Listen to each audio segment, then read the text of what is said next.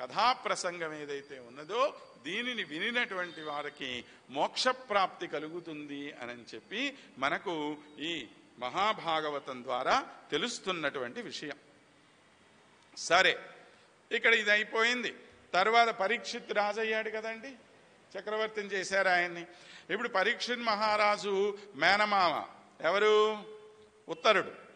ఉత్తరుడు యొక్క కుమార్తె ఐరావతి అని ఉంది. ఆమెను వివాహం చేసుకున్నాడు పరీక్షిత్ మహారాజు.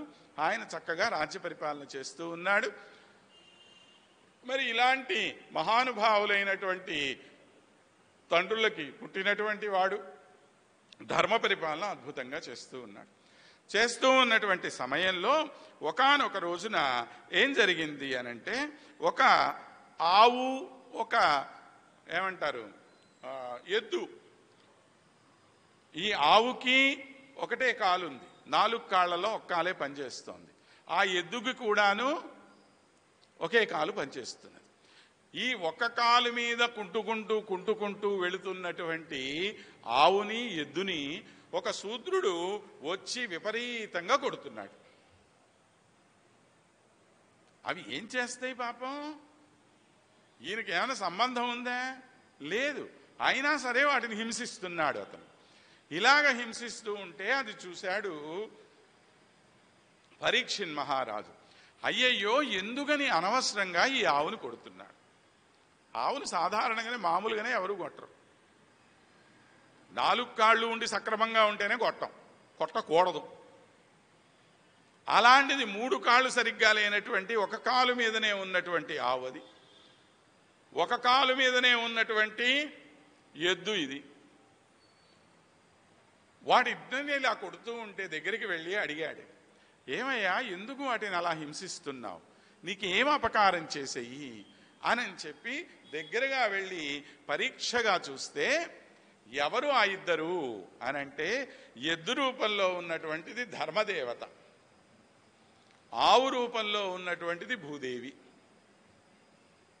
వీళ్ళిద్దరూ కూడా అంటే ఇప్పుడు ధర్మదేవతకి 4 పాదాల్లో ఒకే ఒక పాదం మిగిలి ఉన్నది. భూదేవి ఆమె కూడాను ఈ విధంగా 3 పాదాలని పోగొట్టుకొని కేవలం ఒక పాదం మీదనే కృషించిపోయి నిలబడి ఉన్నది. ఇది పరిస్థితి. ఇలాగ ఉన్నటువంటి వీరిద్దరినీ చూసినటువంటి ఈయన చాలా బాధపడుతూ వాళ్ళిద్దరి యొక్క సంభాషణని వింటూ ఉన్నట్ట. వింటూ ఉంటే ఈ భూదేవికి ధర్మదేవతకి మధ్య జరిగినటువంటి ఒక చిన్న సంభాషణ. ఏమని? అయ్యా, కృతయుగంలో నువ్వు తపస్సు, పవిత్రత, దయ, సత్యము అనేటువంటి 4 కాళ్ల మీద ధర్మం అనేటువంటిది నిలబడింది. ఏమేంటండి? పవిత్రత, తపస్సు, దయ, సత్యం అనేటువంటి 4 కాళ్ళు. నెమ్మదిగా ఏమైపోయినాయి? ఒక్కొక్క యుగానికి వచ్చేసరికి ఒక్కొక్కటి తగ్గిపోవటం మొదలయ్యింది. ఈ పవిత్రత అనేటువంటిది తగ్గిపోవడానికి కారణం ఏమిటి అనంటే, అనవసరమైనటువంటి ఆసక్తి. అనవసరమైన విషయాల మీద మనకి ఆసక్తి ఎప్పుడైతే ఉంటుందో పవిత్రత తగ్గిపోతుంది. అలా పవిత్రత తగ్గిపోయింది. తపస్సు ఎందుకని తగ్గిపోయింది? మనిషిలో గర్వం పెరిగినప్పుడు తపస్సు పోతుంది. కాబట్టి గర్వం పెరగటం వల్ల తపస్సు నాశనమైంది. ఆసక్తి పెరగటం వల్ల పవిత్రత నాశనమైపోయింది. మదం పెరగటం వల్ల దయ అనేటువంటిది దూరం అయిపోయింది. ఇక మిగిలిన 4వ పాదం ఒక్కటే మిగిలి ఉంది, సత్యం అనేటువంటిది. అది కూడా ఎన్నాళ్ళు ఉంటుందో ఎప్పుడు పోతుందో తెలియదు. అది పోయింది అంటే కూలబడిపోతాడు ఈ ధర్మం అనేటువంటి. కాబట్టి ఎందుకు స్వామి నువ్వు ఈ విధంగా ఈ 4వ పాదం మీదనే ఉన్నావు? ఈ కలి ప్రభావం వల్ల నీలో అసత్యం అనేటువంటిది ఇంకాస్త పెంపొందేటువంటి అవకాశమే ఉన్నది అని చెప్పి భూమాత ధర్మదేవతను చూసి బాధపడుతున్నది. విన్నాడు పక్కనున్నటువంటి పరీక్షిత్ మహారాజు. వెంబటి ఖడ్గాన్ని తీసుకొని యుద్ధానికి బయలుదేరాడు కలిపురుషుణ్ణి సంహరించడానికి. నేను ఉన్నంత కాలం నువ్వు ఈ లోకంలో ప్రవేశించడానికి వీల్లేదు అని చెప్పి కలిపురుషుణ్ణి మీద యుద్ధానికి వెళితే ఈ కలిపురుషుడు అన్నాడట ఆయన, అయ్యా నేను ఎక్కడో చోట బతకాలి కదా, నాకు బతికే చోటు చూపించు, నేను వెళ్ళిపోతాను ఈ రాజ్యం నుంచి అన్నట్ట. అంటే 4 స్థానాలు చెప్పాడు ఆయన. ఏమిటి?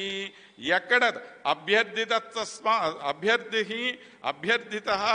తదా తస్మై స్థానాన్ని కలయేదదౌ ద్యూతం పానం స్త్రియ సోనా యత్రా అధర్మస్య చతుర్విధ అన్నాడు. ఎక్కడైతే ద్యూతం జరుగుతుందో అంటే జోదం జరిగేటువంటి చోట పోయి ఉండు అన్నట్ట. రెండవది ఏమిటి? మద్యపానం ఎక్కడుంటుందో అక్కడ పోయి కూర్చో అన్నట్ట. మూడవ స్థానం ఏమిటి? వ్యభిచారం జరిగేటువంటి చోటకు పోయి కూర్చో అన్నట్ట. నాలుగవ స్థానం ఏమిటి? ఎక్కడైతే హింస ఉంటుందో అక్కడ పోయి కూర్చో అన్నట్ట. ఈ 4 జరిగేటువంటి చోట కలి ఉంటే మాకు వచ్చిన నష్టం లేదు, పోయి అక్కడే కూర్చోపో అన్నట్టు. అంటే కలిగి అన్నట్ట, అయ్యా స్వామి బ్రహ్మాండమైన ప్రదేశాలు ఇచ్చావే, నాకు ఒక్కటన్నా పనికొచ్చేది ఉందా ఈ 4గిట్లోనూ? అంటే ఎక్కడ హింస జరుగుతుంటే అక్కడ కూర్చోమంటావా? ఎక్కడ వ్యభిచారం జరుగుతుంటే అట్లాంటి పడుపు వృత్తి నన్ను చేయమంటావా? ఇలాంటి ప్రదేశాలటయ్యా నాకు చెప్పేది, ఒక్కటన్నా మంచి ప్రదేశం చెప్పవయ్యా, పోయి నేను కూర్చుంటానన్నట్ట. అంటే పరీక్షిత్ చెప్పేట, ఆహా అట్లయితే ఎక్కడ బాగా డబ్బు ఉంటుందో అక్కడ పోయి కూర్చో అన్నట్ట. పేడా పోయింది. ఎక్కడ డబ్బు ఉంది అంటే ఈ 4 అక్కడికి వచ్చేస్తాయి. అంతే కదండి. డబ్బు బాగా ఉంటే ఏం చేస్తారు? పేకాటలాడి పోగొట్టుకోవాల్సిందే, మందేసి నాశనం చేసుకోవాల్సిందే. సరే వ్యభిచారం సంగతి చెప్పనే వద్దు, జనాల్ని హింసించటం, ఈ 4 అక్కడ ఉంటాయి. కాబట్టి డబ్బు ఉండే చోట, ఆ డబ్బు ఉండే చోట బాగుంది. డబ్బు అంటే కాస్త ఏదో ఖజానాల్లో బ్యాంకుల్లో అలాంటి చోట్ల కదా ఉంటాయి. బ్రహ్మాండం బాగుందన్నట్ట పోయి డబ్బున్న చోట కూర్చున్నట్ట కలిపురుషుడు. ఇక అక్కడి నుంచి ప్రారంభమైంది కలి యొక్క ప్రభావం మనందరి మీద. ఆ విధంగా కలిని దూరం చేశాడట ఆయన. అది ఎప్పుడైతే దూరం అయిపోయిందో ధర్మదేవతకి ఈ తపస్సు, పవిత్రత, దయ అనేటువంటి 3 పాదాలు తిరిగి వచ్చి పరీక్షిన్ మహారాజు పరిపాలించినంత వరకు కూడాను కలిపురుషుడు అక్కడ ప్రవేశించలేదు.